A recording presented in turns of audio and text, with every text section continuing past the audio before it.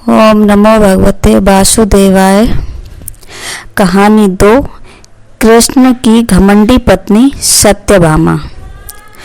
सत्यभामा कृष्ण की दूसरी पत्नी थी।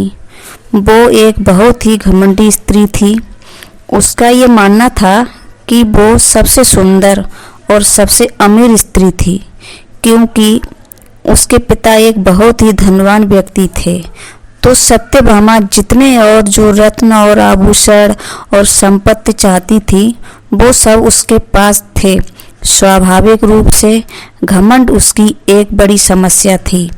एक बार कृष्ण के जन्म दिवस के अवसर पर सत्यभामा ने सोचा कि वो सबको दिखाएगी कि वो कृष्ण को कितना प्यार करती थी। तो उसने तय किया कि वो कृष्ण के वजन जितना सोना शहर के लोगों में बांटेगी।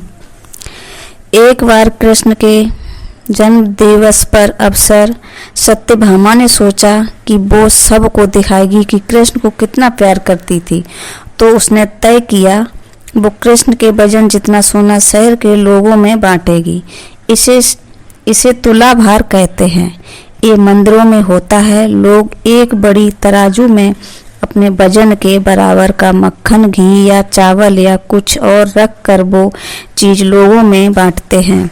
चावल, नमक, दाल या सोना या वो कुछ भी आप दे सकते हैं, जो देना चाहे। ये प्राचीन परंपरा हमारी संस्कृति का एक हिस्सा है।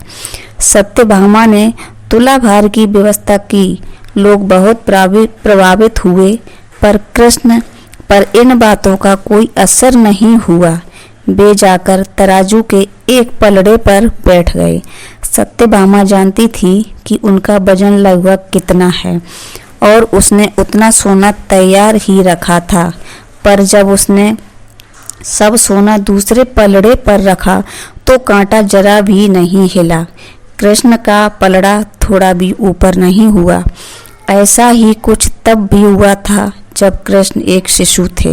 एक राक्षस आकर उन्हें ले जाने लगा। तब कृष्ण ने अपना वजन इतना बढ़ा लिया कि राक्षस वहीं गिर पड़ा और कृष्ण ने उसके ऊपर बैठकर उसे कुचल कर मार डाला।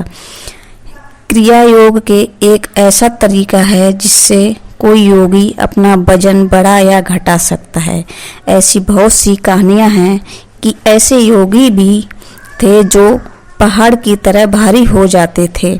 तो इस बार भी कृष्ण अपना वजन बढ़ाकर तराजू में बैठ गए। सत्यभामा ने उतना सोना दूसरे पलड़े पर रख दिया था जितना उसके हिसाब से कृष्ण के वजन के बराबर था, पर कुछ हुआ ही नहीं।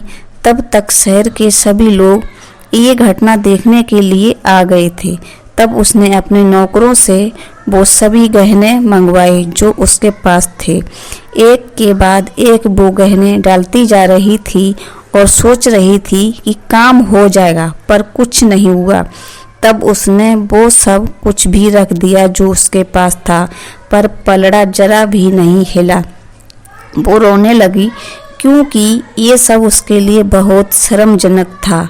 सारा शहर देख रहा था और उसके पास पर्याप्त सोना नहीं था। वो जो हमेशा अपनी संपत्ति के बारे में इतनी घमंडी थी, इसके पास पर्याप्त सोना नहीं था और उसे समझ में नहीं आ रहा था कि वो क्या करे। तब उसने रुक्मिणी की ओर देखा, जिससे वो बहुत जलती थी और हमेशा परेशान रहती थी। उसने रुक्मिणी से पूछा, अब मैं क्या करूं? क्योंकि ये बात सिर्फ मेरे लिए ही नहीं पर तुम्हारे और हम सब के लिए भी बहुत शर्मजनक है। मैं क्या करूं? तब रुक्मिणी बाहर गई और तुलसी जी के पौधे के 3 पत्ते उठा लाई। जैसे ही तुलसी के वे पत्ते उसने तराजू के दूसरे पलड़े पर रखे, कृष्ण का पलड़ा तुरंत ही ऊपर आ गया। जय श्री कृष्णा।